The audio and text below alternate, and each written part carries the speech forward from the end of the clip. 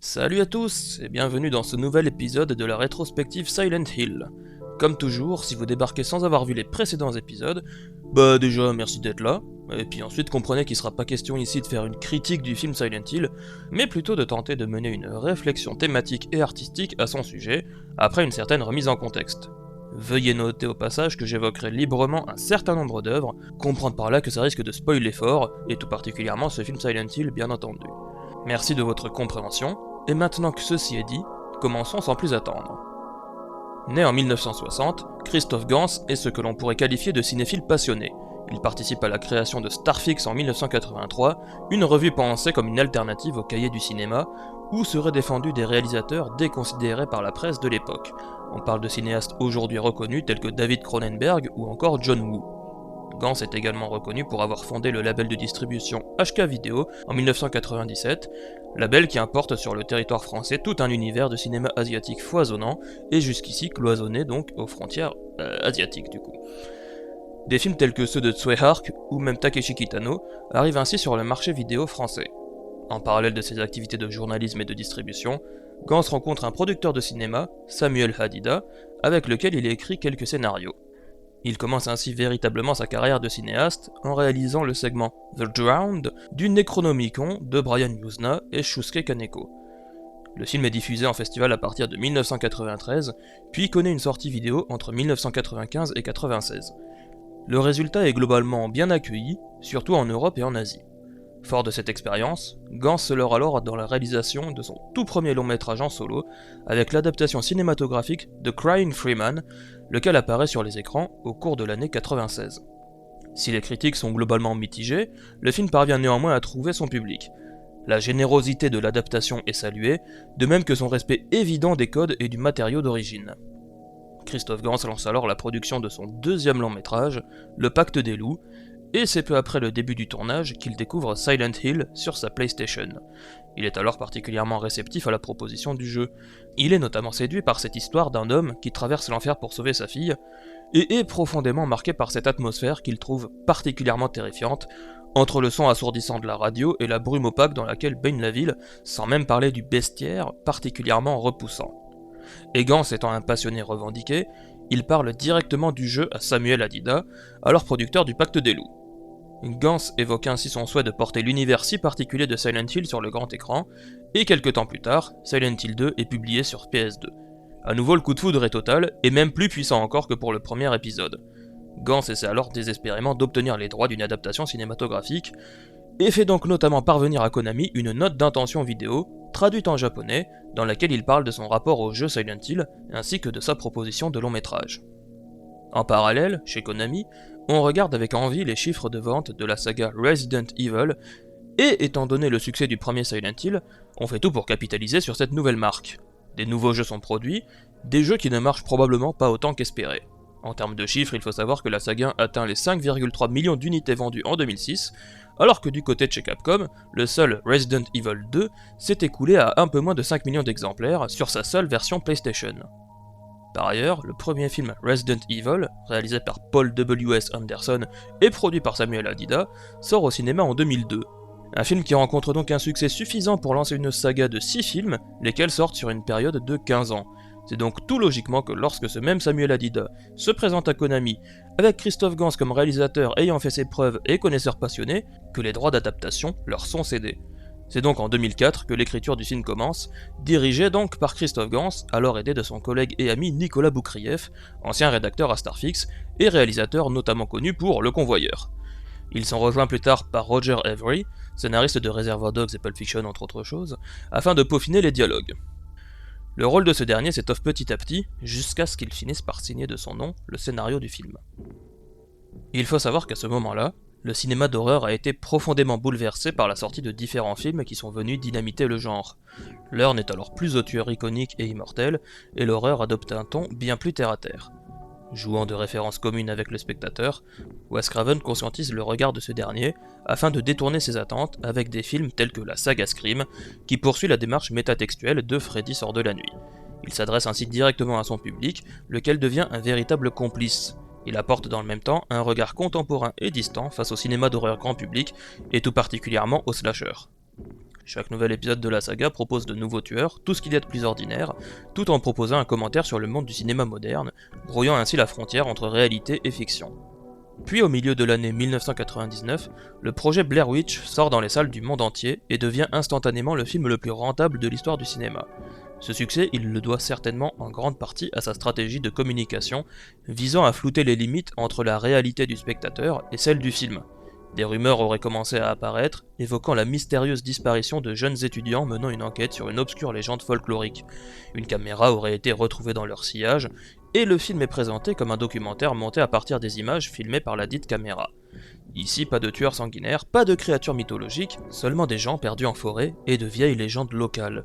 L'horreur est ici simple et universelle, car inhabituellement réelle, et l'implication est donc immédiate.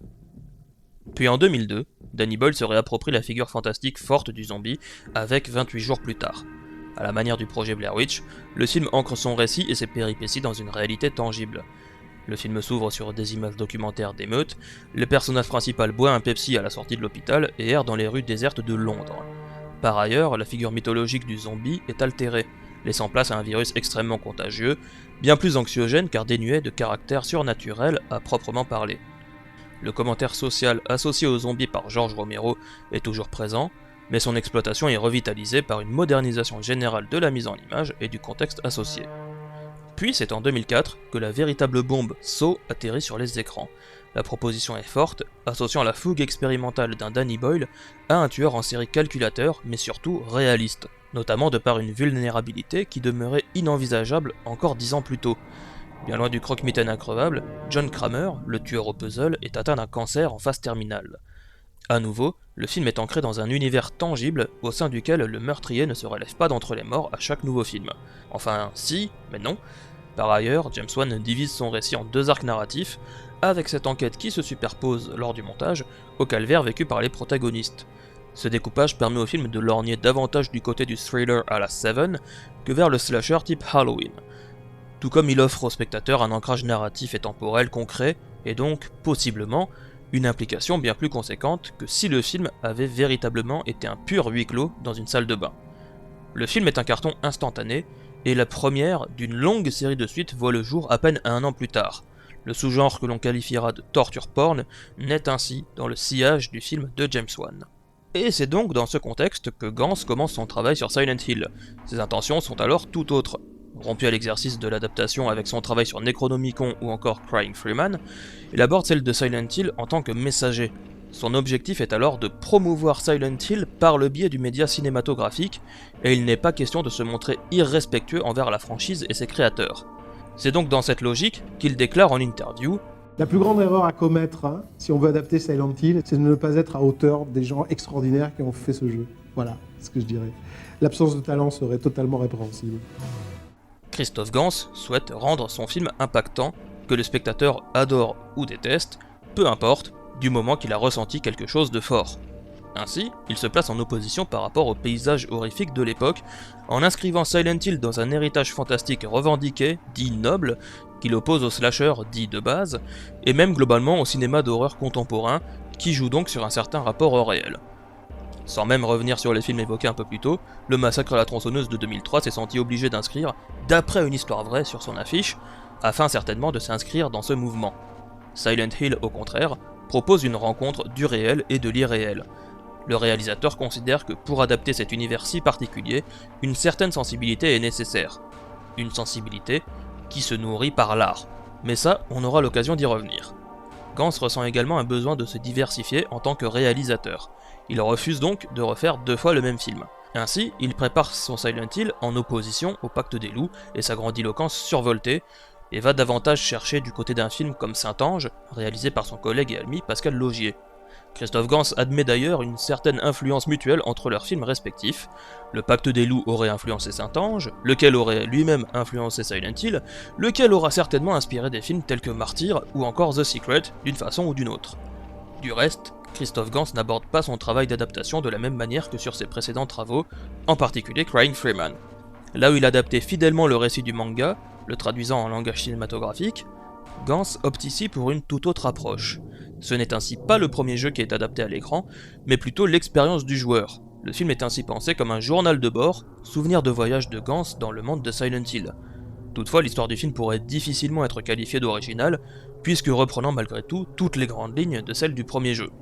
En effet, bien que considérant Silent Hill 2 comme le chef-d'œuvre définitif de la saga, Gans redoute un manque d'adhésion du public à un récit dont les contours sont bien peu définis.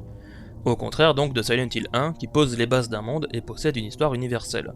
Il remanie ainsi le script du jeu, notamment en y incluant différentes réflexions apportées a posteriori par Silent Hill 3, afin d'étoffer son récit et ses personnages.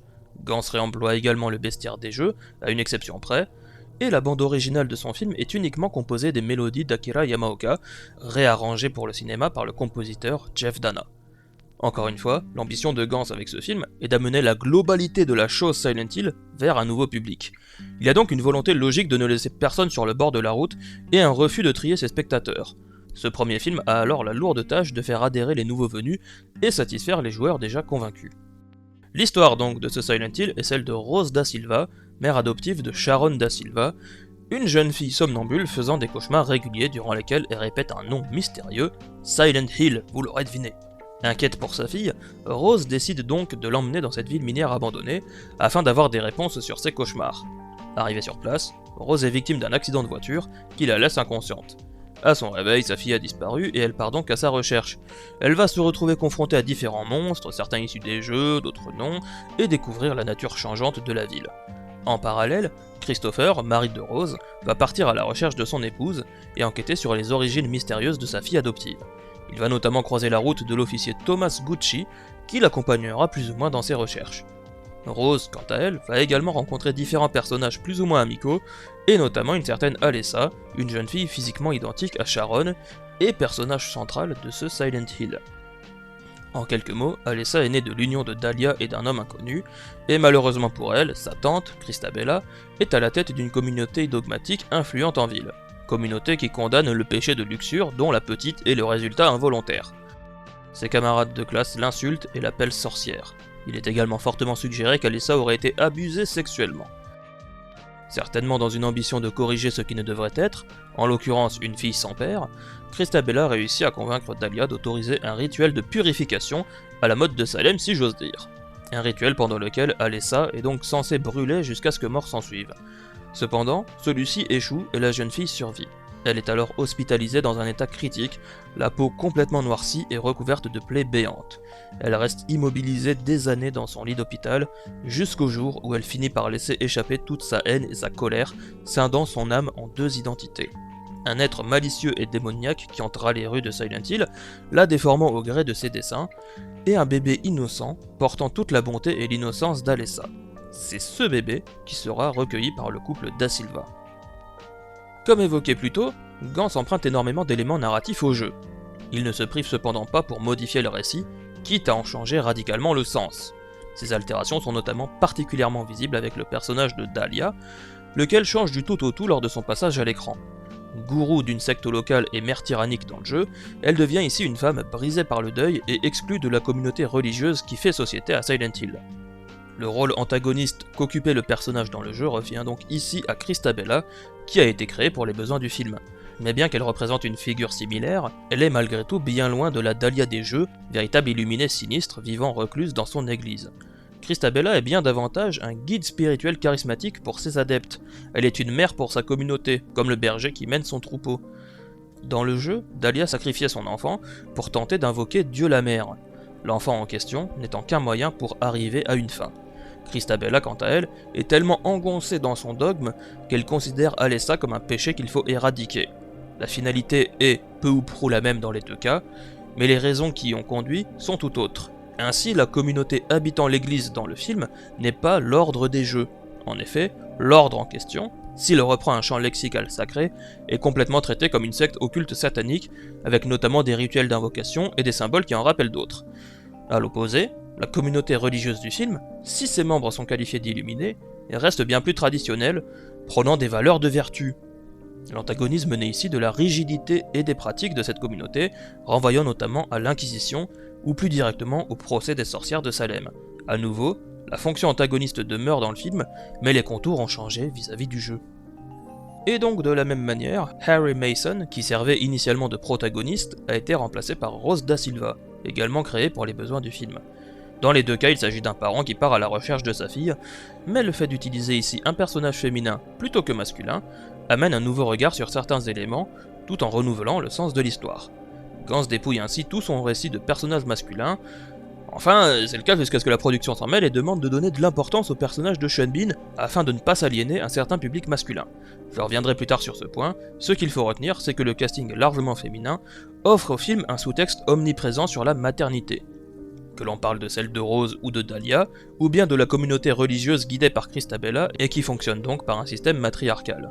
Dans ce cas-ci, Christabella est alors littéralement un phare dans les ténèbres. Elle est autant espoir que réconfort, alors qu'elle dirige ses âmes perdues, qu'elle leur donne une direction à suivre.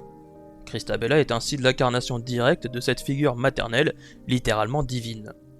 Dans un autre registre, Dahlia est donc la mère qui a perdu sa progéniture. Elle apparaît alors comme une projection de ce que pourrait devenir Rose si celle-ci ne parvenait pas à retrouver Sharon. Une mère qui a échoué à protéger son enfant. Une femme détruite, rongée par le chagrin et la culpabilité, et dont la vie semble s'être arrêtée. Une femme qui vit en marge de la société, une femme qui revoit sa fille dans les traits d'une autre, qui voit une opportunité de se racheter. Pour cette raison, Dahlia finit par abriter Sharon chez elle, pour réussir là où elle a précédemment échoué, afin que cette fois-ci, Christabella ne puisse pas conduire une petite fille au bûcher. Oui, parce que si Christabella considère Alessa comme un péché à éradiquer, elle voit naturellement Sharon comme un genre de progéniture infernale qu'il convient de purifier par les flammes également. Rose, quant à elle, est la figure de la mère forte, déterminée et prête à traverser l'enfer pour ramener son enfant, tel Orphée courant au secours d'Eurydice. D'ailleurs, le design du personnage de Rose me semble être une sorte de croisement entre la Mary de Silent Hill 2, soit l'amour disparu de James, et la Heather de Silent Hill 3, soit la jeune femme prête à tout pour l'amour qui lui a été pris. Selon le personnage de Sybil Bennett, la policière qui accompagne la protagoniste dans les rues de Silent Hill, une mère est Dieu dans les yeux de son enfant. Dans le cas de Rose, il est question d'une figure d'un amour absolu et indéfectible qui fait face à tous les dangers avec force et intelligence. Et lorsqu'on lui demande si elle a la foi, Rose répond ceci. J'adore ma fille, je n'ai pas demandé ça. Ainsi, si la mère est Dieu dans les yeux de son enfant, la réciproque est également vraie. Chacune semble le monde pour l'autre. À ce propos, il me semble intéressant de relever que si Dahlia a perdu son enfant, elle erre cependant dans le monde qu'Alessa a façonné et semble vivre plus ou moins en harmonie avec celui-ci. Contrairement aux membres de la communauté, elle ne porte pas de combinaison pour se protéger, elle ne cherche nul refuge dans l'église, et semble même pouvoir communiquer, d'une certaine façon, avec les créatures de Silent Hill, comme lorsqu'elle désigne une personne que le Pyramid Head va tuer aussitôt. En somme, Alessa l'accueille sans hostilité dans son univers de mort. Dahlia est donc une figure de sorcière rejetée par la communauté religieuse pour ses pratiques dites déviantes. Et pour en finir avec les protagonistes, je vais revenir rapidement sur 2 autres personnages forts. Tout d'abord donc Sybil Bennett, qui est directement issue des jeux et qui reste pour le coup assez fidèle à sa version pixel. Il s'agit toujours d'une policière qui aide le ou la protagoniste à chercher son enfant. Elle est assez absente dans le jeu, n'apparaissant que lors de rares cinématiques, ainsi qu'à l'occasion d'un affrontement contre Harry alors qu'elle est possédée. Dans le film, elle est bien plus présente et globalement comparable à un chevalier protecteur. C'est le seul personnage à posséder une arme et à s'en servir comme telle, et elle porte son uniforme comme une armure. Le fait qu'elle ôte rapidement cet uniforme pièce par pièce permet au personnage de dévoiler progressivement son humanité et d'aller au-delà de sa fonction. A noter ainsi que lorsqu'elle retrouve Rose dans la dimension de rouille, elle apparaît à son tour comme une lumière éblouissante au milieu de la nuit noire. Si Sybil n'est pas une mère à proprement parler, c'est un personnage dévoué, prêt à tout pour protéger une enfant en danger. C'est notamment pour ça qu'elle commence le film en se montrant hostile envers Rose, et qu'elle énonce la possibilité qu'elle ait enlevé Sharon. Le film évoque ainsi assez frontalement la question des maltraitances envers les enfants, plus ou moins d'entrée de jeu. Et enfin il y a Anna, une jeune femme qui n'a vraisemblablement rien connu d'autre que la brume de Silent Hill. Elle apparaît alors comme une enfant désemparée qui récite le dogme qu'on lui a enseigné comme une sainte parole. Anna est un peu l'image de ce que deviendrait un enfant élevé en huis clos avec la communauté comme seul référent. On pourrait y voir en quelque sorte une version adulte des anciens camarades de classe d'Alessa. Elle est tout aussi agressive vis-à-vis de ceux qui ne rentrent pas dans les clous de son dogme, et a un langage corporel relativement juvénile, sans parler du fait qu'elle porte des vêtements semblant trop grands pour elle. C'est un personnage qui n'a pas énormément de temps d'écran et qui, du fait de son imprudence, connaît donc une fin particulièrement cruelle des mains du Pyramid Head. Bon, et tant qu'à l'évoquer, autant passer sans plus tarder à la partie bestiaire de cet épisode, car si Silent Hill a marqué les esprits, c'est notamment grâce à sa galerie de monstres renouvelée d'épisode en épisode. Il n'était alors pas question pour le film de se passer des créatures difformes si spécifiques à cet univers, d'autant plus que Christophe Gans est un réalisateur passionné qui vit l'opportunité de réaliser Silent Hill comme un pur fantasme. Comme dit plus tôt, il envisage son film comme un journal de bord, ayant pour but d'accueillir le nouveau spectateur dans ce monde si particulier. Il n'est ainsi pas étonnant de voir un Pyramid Head dans son film, quand bien même l'histoire et le sens de cet antagoniste est intrinsèquement lié au personnage de James Sunderland, voire le 2e épisode de la rétro pour une piqûre de rappel. Car comme je le disais, ce n'est pas le premier Silent Hill que Gans adapte au cinéma, mais bien la globalité de la chose Silent Hill. Ainsi, le bestiaire de ce film ne va pas spécialement chercher dans l'originalité et se construit majoritairement autour des créatures de Silent Hill 2. C'est donc ainsi que le Pyramid Head fait ses premiers pas sur grand écran, de même que le Lying Figure ou encore les infirmières hypersexualisées. La question est alors de savoir ce que le réalisateur fait de ces créatures, qui n'ont donc pas grand chose à faire là, étant donné leur valeur symbolique liée au personnage de James. Eh bien, comme dit précédemment, si Gans pioche différents éléments des jeux ça et là, il n'hésite pas à les modifier pour changer leur sens, notamment via l'attribution d'un contexte nouveau. Car qui dit contexte différent, dit donc sens différent, mais aussi design renouvelé. Concernant Pyramid Head, la forme du casque est altérée, avec un aspect plus pointu, voire tranchant si j'ose dire, évoquant davantage un bec par exemple. Sa lame est également redessinée, de même que son look global en fait. Il a par exemple un bras plus musclé que l'autre à force de traîner sa lame derrière lui, il ne porte pas de gants et se promène torse nu. Ainsi donc ce Pyramid Head n'est pas celui de Silent Hill 2. Ici, cette créature est une figure masculine, symbole de virilité et de puissance. Son casque pointu apparaît de prime abord comme fortement phallique, tout comme son énorme épée qu'il n'hésite pas à introduire de force dans une porte en fer, tandis que Sybil et Rose tentent de rester hors de portée de cette lame. Par ailleurs, cette séquence durant laquelle il arrache les vêtements d'une femme d'un seul geste avant de lui ôter la peau d'un mouvement similaire est assez éloquente en vérité. A noter que le tablier qui lui sert de vêtement semble être un patchwork composé à partir de peau humaine. La peau est alors littéralement un vêtement que l'on retire pour mettre à nu. Mais par le biais de cette séquence, Pyramid Head va plus loin que cette simple, représentation des violences charnelles. En cet instant, il apparaît sinon comme un protecteur, au moins comme un vengeur. A noter que Gans a pensé les différentes créatures de son film comme des sortes de mutations si je puis dire, comprendre par là que chaque monstre est une transformation d'un habitant de Silent Hill, transformation subie au moment où Alessa a libéré sa colère. Cet élément rejoint d'ailleurs une idée énoncée par Vincent dans Silent Hill 3, et donne une dimension plus ordinaire au bestiaire. Ainsi, à voir la façon dont Dahlia le sollicite, je ne peux m'empêcher de me demander si initialement Pyramid Head n'était pas en fait le père inconnu d'Alessa. Car le fait est que c'est un monstre finalement très peu difforme en fait. Il pourrait juste s'agir d'un grand homme avec une épée et un casque. Un homme sans identité, qui apporte la ruine au culte de Silent Hill. À nouveau, un symbole de virilité pure. Je ne peux par ailleurs pas m'empêcher de voir dans ce graffiti discret visible au début de film, une représentation basique du symbole Pyramid Head. Car puisque le père a péché par la chair, cette tête phallique montre directement l'objet de la faute, l'arme du crime entre guillemets, sans chercher à la dissimuler. Le casque qui vient alors recouvrir Pyramid Head serait alors une sorte de version cauchemardesque des capirotes, ces cagoules coniques portées par les flagellants puis par les pénitents afin de cacher leur visage. La pointe du capirote est depuis devenue symbole d'élévation spirituelle, rapprochant ainsi de Dieu. Ici, Dieu ne serait pas cette entité que prient les membres du culte, mais directement Alessa, qui modèle la ville à son image, divisée entre deux facettes.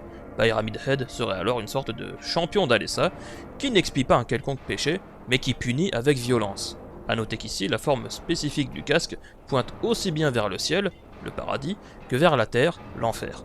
Appuyant pourquoi pas la dualité dans laquelle la ville baigne, ou encore l'ambivalence de la figure d'Alessa, aussi bien créatrice que destructrice.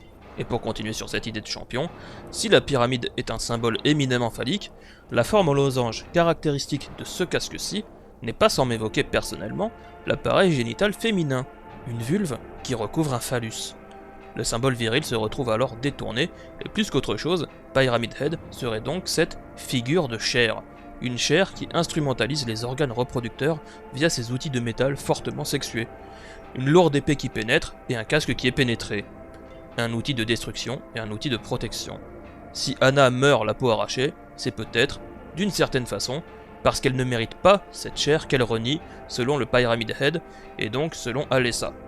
Pour conclure sur ce monstre iconique, il faut savoir que le climax du film devait initialement voir plusieurs Pyramid Head surgir des enfers jusque dans l'église afin de massacrer les adeptes de la secte, dans ce que Gans décrit comme une orgie de viscères empruntant aux fresques de Jérôme Bosch.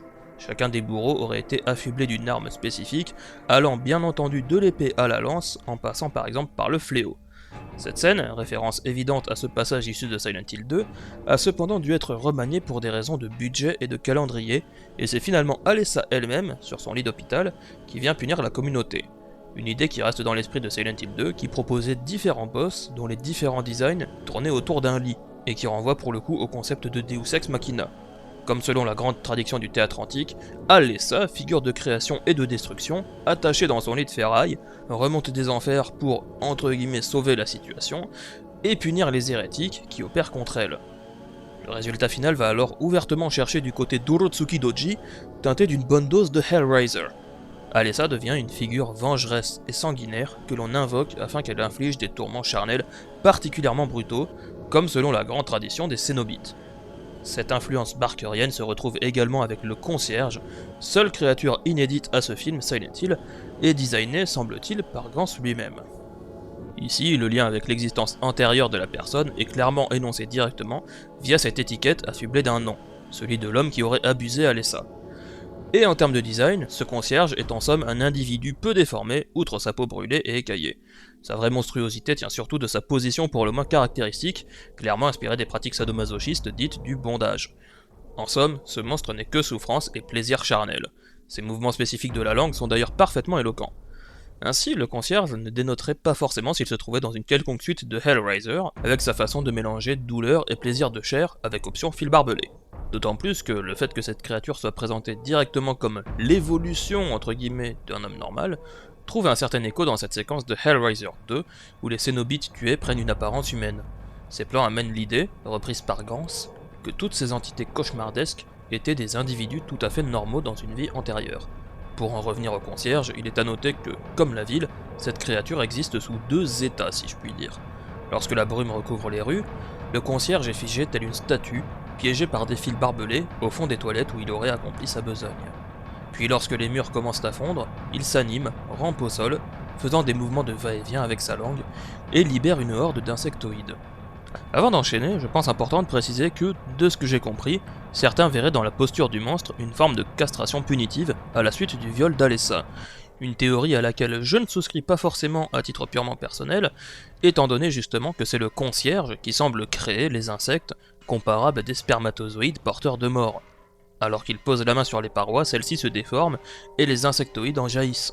Le concierge pousse alors un cri difficilement identifiable, qui pourrait aussi bien être l'expression d'une forte douleur que d'une jouissance intense, voire les deux à la fois, ce qui n'est à nouveau pas sans rappeler la délicieuse souffrance promise par Pinhead dans Hellraiser.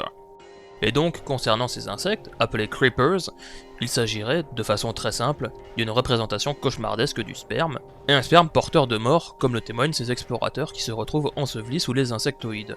Ceux-ci avancent comme une nuée vorace et inarrêtable, accompagnant Pyramid Head dans les couloirs rouillés et humides de la ville. Et lorsque celui-ci enfonce et remue sa lame dans une porte perforée, les creepers affluent à l'intérieur de la fissure, tentant de grimper sur les femmes qui s'abritent de l'autre côté.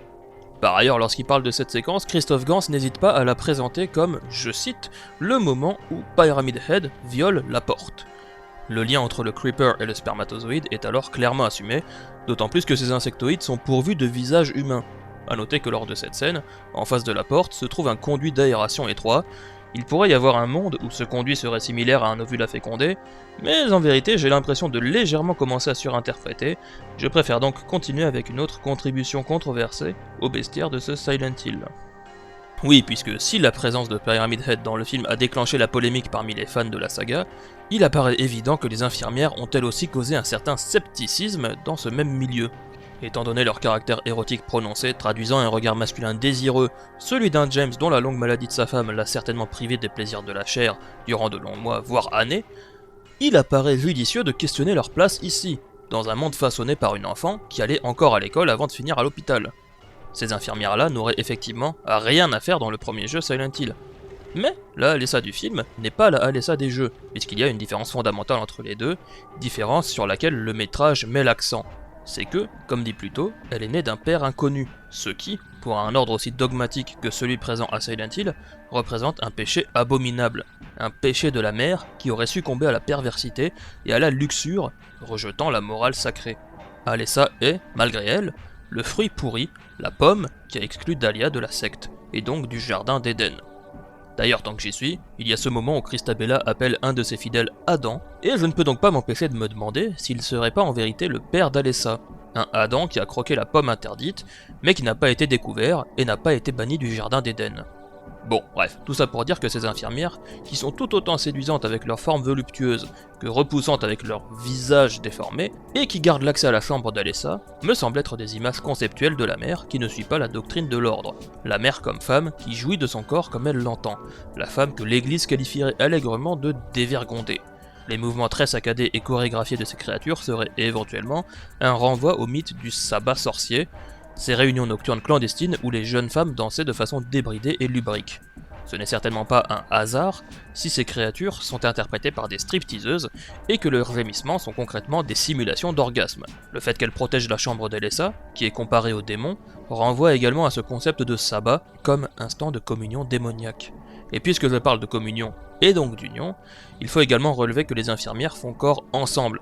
Elles ne représentent alors pas une identité propre, une personne individuelle, mais bien une idéologie, un mode de vie déviant de la doctrine locale. Ce qui est renforcé par cette séquence où Rose doit traverser l'église au milieu des fidèles pour atteindre Christabella, de la même manière qu'elle traverse les couloirs de l'hôpital au milieu des infirmières pour atteindre Alessa. Cet esprit de corps s'applique également pour les Creepers qui accompagnent le Pyramid Head, presque comme les moutons avec un berger. Du reste, si on adopte une approche rationnelle de la chose, les infirmières sont assez explicitement la transformation du personnel soignant de l'hôpital, comme c'était le cas dans le premier jeu. Reste alors un dernier emprunt au bestiaire de Silent Hill 2, à savoir le Lying Figure, qui a donc bien entendu également eu droit à une certaine relecture. Le Armless Man, donc, de son nouveau nom, voit ainsi son design également quelque peu modifié. La créature originale avait été pensée à partir d'un jeune homme portant un hoodie et se trémoussant au son de la musique de son casque audio, ce qui donnait une gestuelle étrange au monstre. Par ailleurs, son corps semblait couvert de coutures, évoquant un assemblage de divers éléments, comme par exemple un vêtement qui recouvre un corps, un vêtement qui pourrait être une camisole par exemple. Ce n'est donc pas le cas avec le Armless Man, qui est une créature nue. Par ailleurs, les mouvements de ce monstre sont bien plus, sinon rationnels, au moins compréhensibles. Le pas est lourd et incertain, le corps se débat sous cette couche de peau, et la cage thoracique grouille, bouillonne avant d'expulser par son orifice une bile acide et fumante. Et pour revenir sur le nouveau nom du monstre, le terme armless signifie littéralement dépourvu de bras, mais évoque aussi le terme harmless, signifiant inoffensif. C'est donc un monstre qui n'est pas pourvu d'attributs physiques menaçants. Il n'est pas doté de bras et ne peut donc pas utiliser d'armes, contrairement aux infirmières ou aux Pyramid Head. Son seul moyen de se défendre semble donc être d'expulser ce liquide corrosif. Et encore, ses mouvements ne semblent pas particulièrement agressifs. Il s'agit probablement davantage d'un besoin physique auquel il obéit malgré lui, comme lorsqu'une personne malade vomit. Et si le Lying Figure était bien une évocation de la maladie tant physique avec le vomi que mentale avec cette sorte de camisole, le Harmless aurait alors un tout autre sens. Car encore une fois, si la créature originale est issue de l'esprit d'un homme dont la compagne est morte de maladie, la relecture qui en est faite ici trouve une origine totalement différente. D'une certaine façon, si on considère donc la ville de Silent Hill comme une émanation de l'esprit d'Alessa, on pourrait ainsi assimiler ces deux états aux deux personnalités de la jeune fille. La dimension de brume serait alors l'innocence de l'enfant, et le monde de rouille, sa haine. Partant de ce principe, il est à noter que le Harmless est la seule créature monstrueuse qui semble exister, ou au moins vivre, lors des moments de brume. Ainsi, il pourrait représenter, d'une certaine façon, l'abus sexuel subi par Alessa, comme suggéré par le film. À titre personnel, le buste volumineux porté par des jambes particulièrement fines aurait tendance à m'évoquer la forme d'un spermatozoïde qui vient s'introduire au milieu de cette innocence. Par ailleurs, le Harmless ne semble pas maître de son corps, comme s'il le subissait. Il apparaît alors comme esclave de ses pulsions, possiblement au même titre que le concierge qui aurait abusé Alessa. Le Harmless Man n'est alors peut-être rien d'autre, guillemets de rigueur, qu'un prédateur sexuel, traquant sa proie dans les lieux insalubres. Pour finir sur le bestiaire, le film réadapte également les Great Children, qui voient leur sens enrichi par rapport au jeu. Il s'agit donc d'enfants, sûrement les mêmes qui harcelaient Alessa à l'école, scandant des phrases telles que « brûlons la sorcière ». Ces créatures sont alors redessinées pour l'occasion. Ici, ils ne brandissent pas de couteau pour pénétrer la chair et ont un visage difforme particulièrement expressif, semblant implorer de l'aide de la part de Rose. En effet, outre leur déformation corporelle avec une bouche immense comme si le visage avait commencé à fondre, ils ont du mal à se déplacer et poussent des cris semblant irréels, comme pour hurler quelque chose d'indicible. Leurs cris sont d'ailleurs un mélange entre des voix de sourds-muets et des cris d'enfants. Ils ont une peau grisâtre, renvoyant à la cendre, mélangée par endroits à un noir évoquant des charbons ardents, tandis qu'un feu destructeur semble les consumer sous leur peau. Il pourrait s'agir simplement d'une revanche d'Alessa qui inflige à ses harceleurs le sort qu'ils lui souhaitaient, mais au regard de ce qu'a vécu Alessa, ces créatures me semblent plutôt renvoyer à ses enfants victimes, comme elle, d'actes à caractère sexuel. Notez par ailleurs que ces créatures sont également dépourvues de vêtements. Il y aurait une idée d'innocence souillée qui serait matérialisée par cette peau couleur cendre recouvrant un brasier. Je rappelle que les seules autres créatures humanoïdes nues sont les Harmless Men, évocation du prédateur sexuel. Et il est également à noter que, quand le premier Grey Child apparaît, il dissimule son entrejambe avec sa main. D'autres Grey Children apparaissent alors, de plus en plus nombreux, jusqu'à devenir indénombrables. En parallèle, les Harmless Men ne sont qu'une poignée, amenant éventuellement l'idée que, pour chaque agresseur, il y a potentiellement des dizaines et dizaines de victimes. Dans un autre registre, le corps des Grey Children pourrait également renvoyer à la cendre qui tombe du ciel, et donc à l'incendie qui brûle toujours dans la mine de Silent Hill, année après année. Et à force de conjecture, je ne peux m'empêcher de me demander si Gans ne considère pas Anna, et par extension les adeptes de Christabella, comme des monstres au même titre que les créatures difformes qui ont fait la renommée des jeux. Dahlia en parle d'ailleurs comme des loups déguisés en agneaux. Anna, typiquement, pourrait être un enfant qui maltraitait Alessa lorsqu'elle était petite.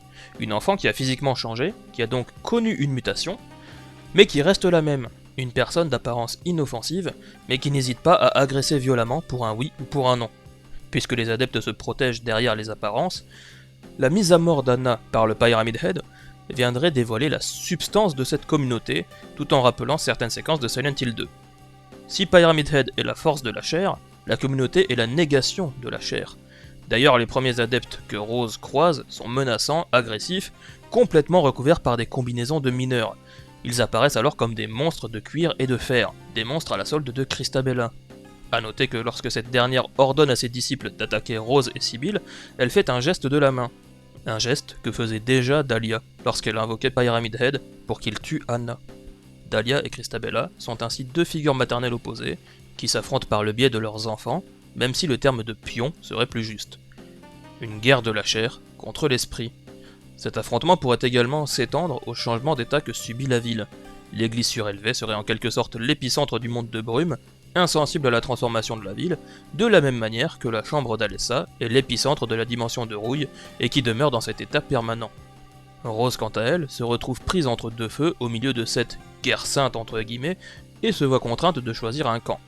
Si Sharon est sa fille adoptive, elle est donc une mère spirituelle, plus proche des valeurs de Christabella.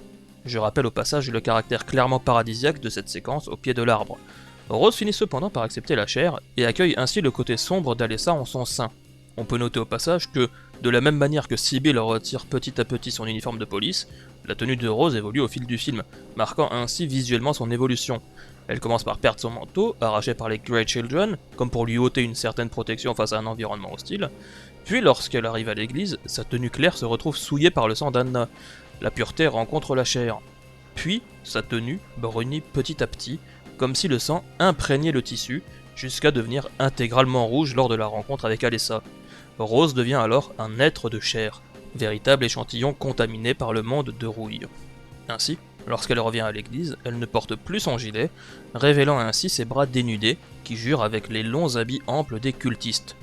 Et comme pour la punir d'avoir exposé sa chair, Christabella poignarde Rose. À ce moment-là, elle répond à une confrontation idéologique et spirituelle, par une agression physique envers ce corps pensant. Le sang qui coule de la plaie jaillit sur le sol et invoque Alessa. D'une certaine façon, cette séquence pourrait renvoyer somme toute à un accouchement, comme la venue au monde de cette entité charnelle divine, ce qui n'est clairement pas sans me rappeler le final de Silent Hill 3. À l'issue du film, alors que les deux moitiés d'Alessa se rassemblent, Rose devient la synthèse de cette confrontation entre Dahlia et Christabella. Elle est, d'un point de vue aussi bien spirituel que physique, la mère de cette nouvelle enfant, qui n'est ni tout à fait Alessa, ni complètement Sharon.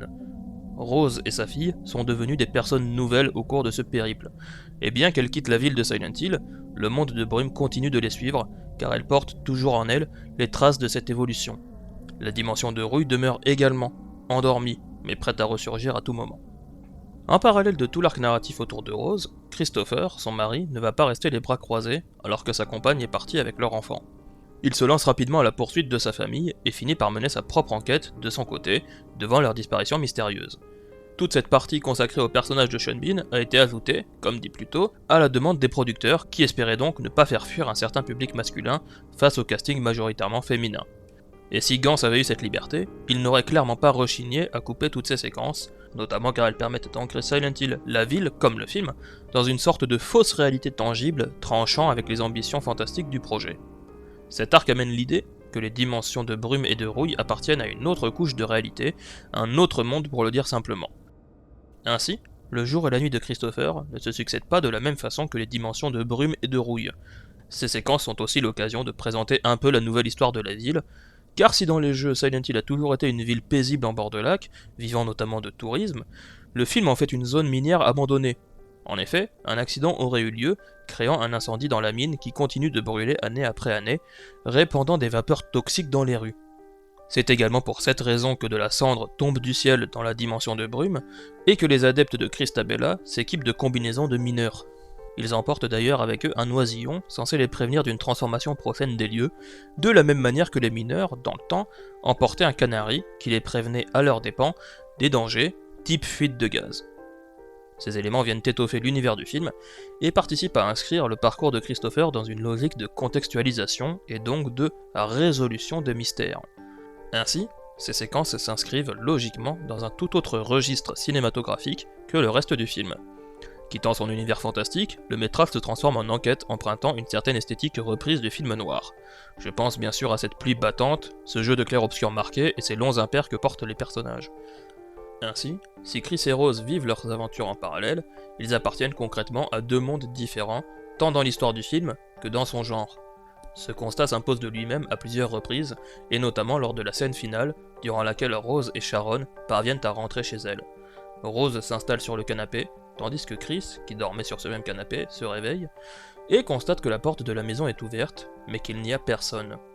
Outre cette absence, la séparation est surtout marquée par la différence d'imagerie utilisée. Rose étant toujours prisonnière de Silent Hill, elle baigne dans une épaisse brume bleutée, là où les plans avec Chris font vivement ressortir les couleurs. Par ailleurs, la pluie qui tombe vient donner de la texture et donc de l'épaisseur au monde qui l'entoure. Finalement, la conclusion du film est en quelque sorte la représentation onirique d'une famille brisée, probablement par un traumatisme, et dont les membres ne parviennent pas à communiquer. Une famille dont les membres sont si proches et à la fois si loin. Du reste, le fait que Rose demeure prisonnière de la brume au-delà des limites de la ville pourrait aussi être vu comme une illustration de la note d'intention du film. Silent Hill n'est plus contrainte dans les limites de son médium, et peut se répandre vers de nouveaux horizons. Car Christophe Gans a, comme on l'a déjà dit, avant tout pensé son film comme un journal de bord de la saga. Ainsi, au-delà de son parcours tumultueux de mère qui affronte tous les dangers pour sauver sa fille, Rose vit en quelque sorte l'expérience Silent Hill ultime. Elle arpente les rues, se repère avec des cartes et trouve des objets qui lui permettent d'avancer, à la manière d'un joueur qui s'enferme dans le noir pour vivre le jeu. Chris a alors un comportement bien plus extérieur à Silent Hill.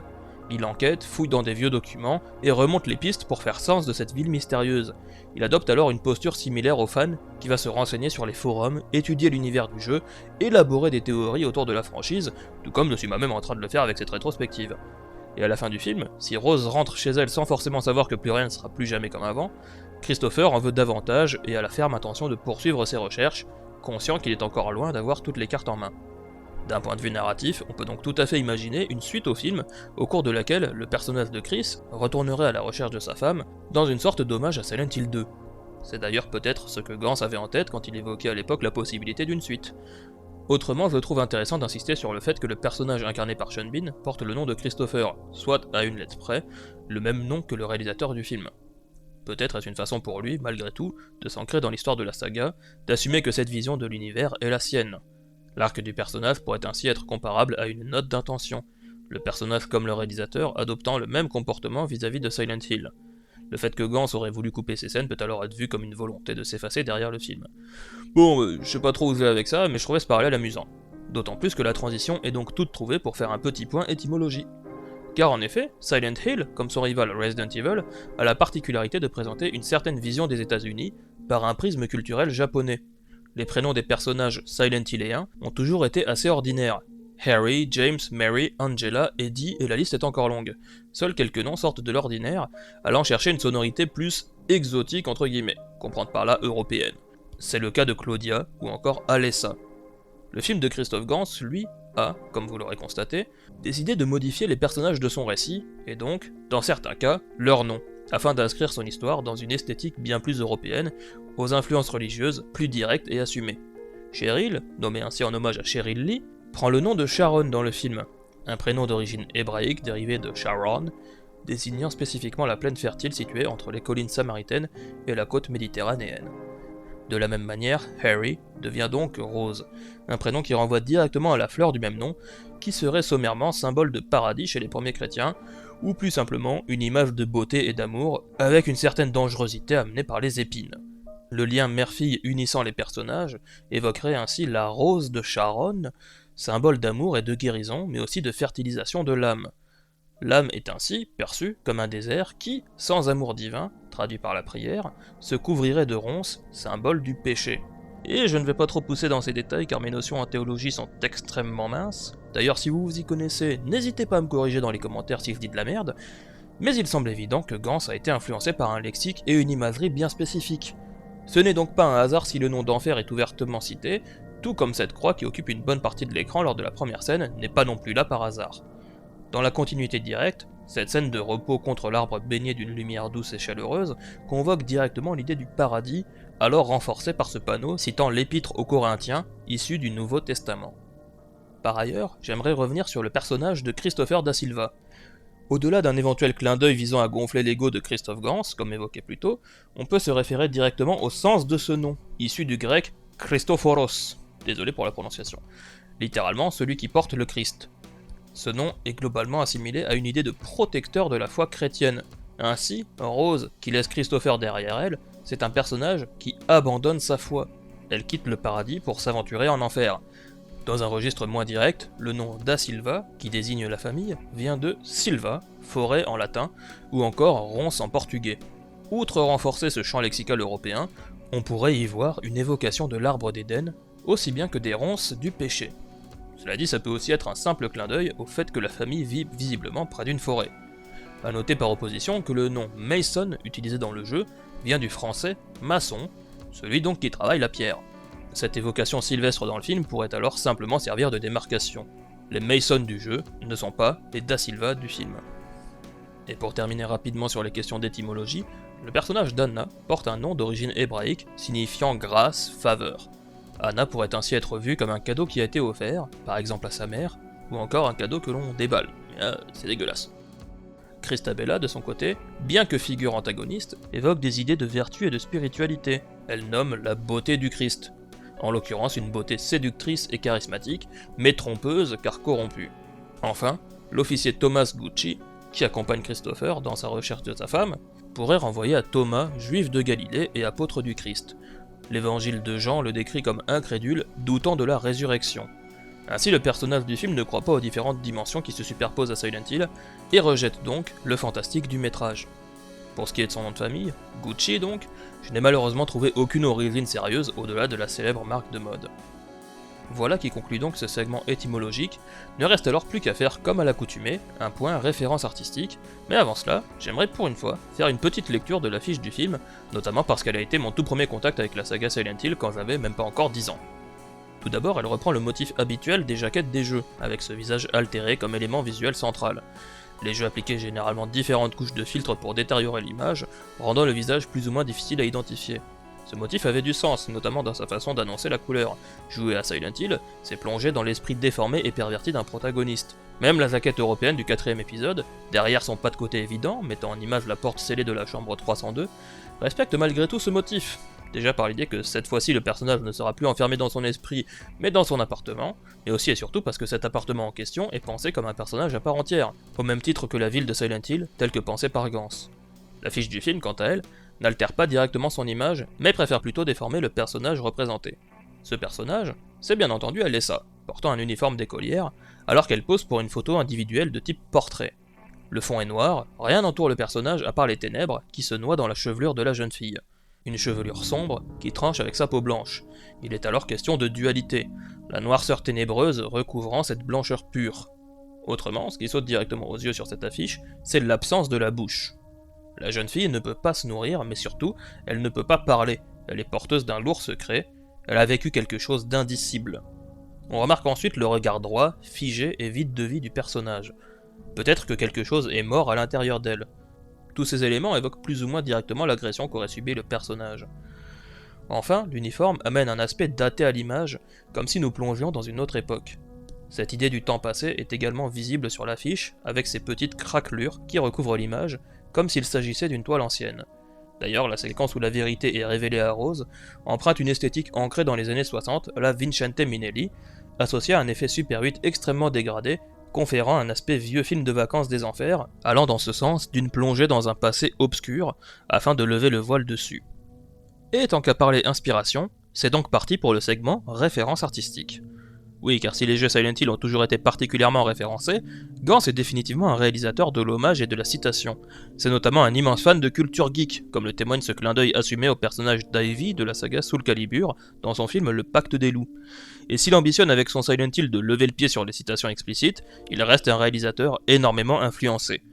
Ainsi, il aborde la ville de Silent Hill comme un personnage qui vit, qui souffre, dans un esprit qui va certainement chercher aussi bien du côté de Shining que de La Belle et la Bête de Jean Cocteau.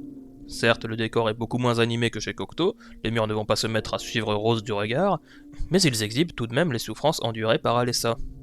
Les murs pèlent de la même manière que la peau d'Alessa se craquelle, souvenez-vous de l'affiche, sous la chaleur des flammes. Et comme évoqué plus tôt, cette scène avec Pyramid Head est clairement abordée par Gans comme un viol commis sur cette porte. Idée renforcée par cette façon dont Rose et Sybil se positionnent dos au mur pour éviter la lame qui les approche un peu trop près, et qui renvoie directement à ce plan iconique d'Alien 3. Rappelons au passage pour ceux du fond que l'alien est également un énorme symbole phallique sur pattes. Pour revenir à Cocteau, cette séquence se conclut d'ailleurs sur un effet d'image rembobinée qui revient quelquefois dans le film et qui n'est pas sans rappeler sa relecture moderne du mythe d'Orphée qui traversa les enfers pour en ramener sa compagne Eurydice. Un mythe dont le premier jeu Silent Hill pourrait également être vu comme une relecture, comme évoqué un peu plus tôt, et il en va donc de même pour ce film. L'enfer, selon Cocteau, est un lieu ravagé où les lois de la physique ne s'appliquent plus et dont le monde altéré de Silent Hill semble être un certain héritier. Dans une thématique similaire, Gans cite également un épisode de la 4ème dimension, Little Girl Lost, comme influence pour son récit. Le lien est alors vite vu entre le périple de Rose et l'histoire de ce père qui franchit un portail surnaturel pour ramener son enfant. Il y a d'ailleurs une séquence dans Silent Hill qui semble renvoyer assez directement à ce passage de Poltergeist, l'adaptation cinéma plus ou moins officielle de cet épisode de la 4ème dimension. Et pour rester sur les références télévisuelles, la conclusion du film, entre autres choses, avec Sharon qui rentre chez elle sans être vraiment elle-même, devrait rappeler quelques souvenirs aux amateurs de Twin Peaks. Autrement, on peut aussi noter des références assumées au cinéma de Dario Argento, comme lors de cette séquence dans laquelle Rose trouve une porte cachée derrière un tableau. En effet, le décor a toujours occupé une place très importante chez Argento, notamment par ce principe de couches qui viennent recouvrir le passé, dissimuler des secrets. C'est par exemple le cas dans Suspiria, dans lequel l'école de danse cache de nombreuses choses derrière ses murs, notamment différents passages secrets. Autre grand nom du cinéma horrifique italien, Mario Bava est ouvertement cité lors de cette recréation d'une séquence d'Opération Peur. Un film dans lequel une vieille sorcière, dont la jeune fille est décédée, maudit un village. Celui-ci reçoit alors les visites du fantôme de la petite fille en question. Gans semble avoir pensé sa version de Dahlia comme une relecture de la sorcière d'Opération Peur, tandis que la petite fille du film est une influence clairement revendiquée pour Alessa. On retrouve également cette figure dans le film Histoires extraordinaires, et plus précisément le segment réalisé par Federico Fellini. Ainsi, Gans a une conception très européenne d'Alessa, finalement assez éloignée des figures iconiques du cinéma d'horreur japonais, auxquelles on pourrait penser de prime abord. C'est d'ailleurs peut-être pour cette raison qu'Alessa et Dahlia ont gardé leurs noms originaux, renvoyant respectivement à Asia Argento et Daria Nicolodi, afin d'acter quelque part un héritage du film d'horreur italien. Dans un registre légèrement différent, on peut également signaler un hommage assumé au clip de Thriller réalisé par John Landis, avec cette séquence mettant en scène les infirmières qui se déplacent via une chorégraphie macabre. Cette séquence évoque également les chorégraphies de Jacques Offenbach sur les contes d'Hoffmann, selon les dires de Christophe Gans. Autrement, le film doit forcément beaucoup aux grandes influences habituelles de la licence, notamment Hans Belmer, Francis Bacon, Howard Philip Lovecraft ou encore Edgar Allan Poe, auxquels viennent s'ajouter les travaux de Salvatore Dali, dans lesquels les lois physiques ne s'appliquent plus, ou encore de Clive Barker. J'ai déjà largement évoqué l'influence plus ou moins directe de Hellraiser, mais je pense également au film Cabal, adapté de son roman du même nom, qui raconte l'histoire d'un jeune homme qui se rend dans un endroit mystérieux qu'il voit dans ses rêves. Alors qu'il découvre un monde peuplé d'individus monstrueux et difformes, le personnage va disparaître de la circulation, et sa compagne va se lancer à sa recherche avec toute l'aide disponible. Bon, si le résultat final s'avère radicalement différent, la trame de base reste malgré tout assez similaire entre Cabal et Silent Hill. A noter également cette séquence, qui, si elle renverrait surtout d'après Gans aux épisodes de l'émission Hitchcock Présente, trouve également un écho dans Cabal. Dans un autre registre, c'est peut-être une coïncidence, mais le découpage narratif du film, réparti entre les errances surnaturelles et l'enquête en parallèle, est globalement assez similaire à ce qu'on peut voir dans Saw et ses suites. Enfin, Silent Hill est un monde de l'esprit, et Christophe Gans l'a bien compris. Ainsi, si la ville est un personnage à part entière, le monde de Rouille est créé, en direct, par Alessa, comme l'illustre cette scène où Rose l'aperçoit en train de griffonner sur une feuille. Elle est alors comme l'enfant qui brûle ses poupées pour les déformer et créer quelque chose de nouveau à partir de cette matière. Alessa est donc une figure de création. La séquence de la chambre d'hôpital où Alessa offre la vérité à Rose renvoie ainsi directement à la rencontre entre Neo et l'architecte dans Matrix 2. Ce moment où le personnage comprend le monde absurde dans lequel il évolue ainsi que son rôle dans tout ça. L'idée d'Alessa comme entité créatrice semble également renvoyer frontalement au film Dark City, dans lequel une organisation façonne et réorganise constamment la cité et ses habitants, altérant à loisir l'architecture des bâtiments ou encore l'esprit des gens. Et tant qu'à évoquer l'esprit, je n'allais pas faire l'impasse sur ce plan final qui n'a eu de cesse de faire s'interroger les spectateurs de par son caractère pour le moins insolite. Il s'agit en fait d'une évocation de l'état émotionnel du personnage de Christopher, renvoyant au haïku, ces brefs poèmes d'origine japonaise, composés en 3 lignes et 17 syllabes, visant à traduire une sensation. Ils ne sont pas descriptifs, préférant plutôt l'évocation d'un sentiment ressenti par son auteur, face à la scène qui se déroule sous ses yeux. Et si on repart en conjecture, ce buisson pourrait également évoquer un rosier non fleuri, et donc illustrer visuellement le manque ressenti par Christopher, souffrant donc de l'absence de sa rose. Et voilà qui conclut donc ce 5e épisode de la rétrospective. Lors de sa sortie, le film a été accueilli assez timidement, mais il jouit aujourd'hui d'une certaine notoriété. Ce Silent Hill est reconnu assez unanimement comme étant l'une des, sinon la meilleure adaptation d'un jeu vidéo en film. Si certains fans l'ont rejeté violemment, regrettant un fanservice facile ou encore un sentiment de terreur quasiment absent, de nombreuses personnes ont été séduites par l'expérience, et notamment un public qui n'avait jamais joué au jeu. A nouveau, Gans voulait que son film soit aimé ou détesté, mais refusait qu'il le laisse indifférent. L'objectif semble alors accompli, d'autant plus qu'il a été un vrai succès en salle. Et s'il n'est pas certain d'avoir réalisé le meilleur film adapté d'un jeu vidéo, Gans est malgré tout convaincu que son Silent Hill est l'adaptation qui a eu droit au plus geek des réalisateurs. Il soupçonne notamment les fans ayant apprécié son film de l'avoir perçu comme un des leurs. Après cette opération d'ouverture réussie, la saga va alors continuer de s'exporter à l'international avec un nouveau jeu, Silent Hill Origins, mais ça, nous en reparlerons le moment venu. D'ici là, prenez soin de vous, et je vous dis à bientôt j'espère, pour la suite de cette rétrospective.